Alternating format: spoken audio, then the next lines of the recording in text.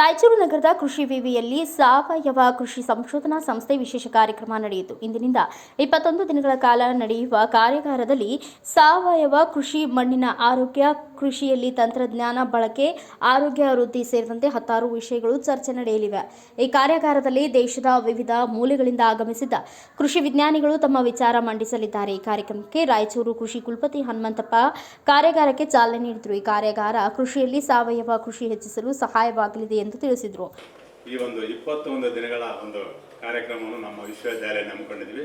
ಇದಕ್ಕೆ ಸುಮಾರು 10 ರಿಂದ 15 ರಾಜ್ಯಗಳಿಂದ ಆಗಮಿಸಿರ್ತಕ್ಕಂಥ ಎಲ್ಲ ನಮ್ಮ ಸಹೋದ್ಯೋಗಿ ಮಿತ್ರರಿಗೂ ಮತ್ತು ಎಲ್ಲರಿಗೂ ಮತ್ತೊಮ್ಮೆ ವಂದಿಸುತ್ತಾ, ಈ ಒಂದು ಕಾರ್ಯಕ್ರಮ 21 ದಿನಗಳ ಕಾಲ ಸಾವಯವ ಮತ್ತು ನೈಸರ್ಗಿಕ ಕೃಷಿ ಬಗ್ಗೆ ಯಥೇಚ್ಛವಾಗಿ ಒತ್ತು ಕೊಟ್ಟು ನಾವು ಇದನ್ನು ಹಮ್ಮಿಕೊಂಡಿದ್ದೀವಿ. ಇದಕ್ಕೆ ಸುಮಾರು ಬೇರೆ ಬೇರೆ ಕಡೆಯಿಂದ ಸಂಪನ್ಮೂಲ ವ್ಯಕ್ತಿಗಳನ್ನು ಕರೆಸಿ ಸುಮಾರು 21 ದಿನಗಳ ಕಾಲ ನಿರಂತರವಾಗಿ ಅವರಿಗೆ ತರಬೇತಿಯನ್ನು, ಅವರವರ ಒಂದು ಅನುಭವವನ್ನು ಹಂಚಿಕೊಳ್ಳೋಕ್ಕೆ ಇದೊಂದು ಉತ್ತಮವಾದ ಒಂದು ವೇದಿಕೆ.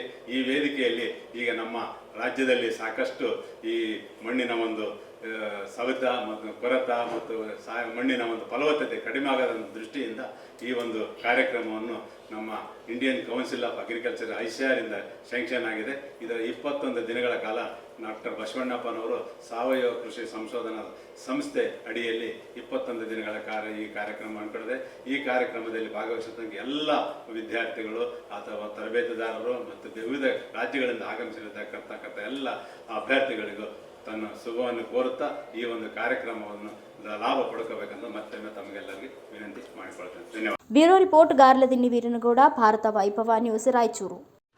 Thanks for watching. Read, discuss and debate with editor Dr. Yan Prashant Rao. Wanted reporters in print, digital and visual media for Bharat Vaibhav Daily Newspaper, BV News 5 Channel and BV Fast Web News from all the talukas of Karnataka, Goa and Maharashtra. If interested, send your resume to 9019229369.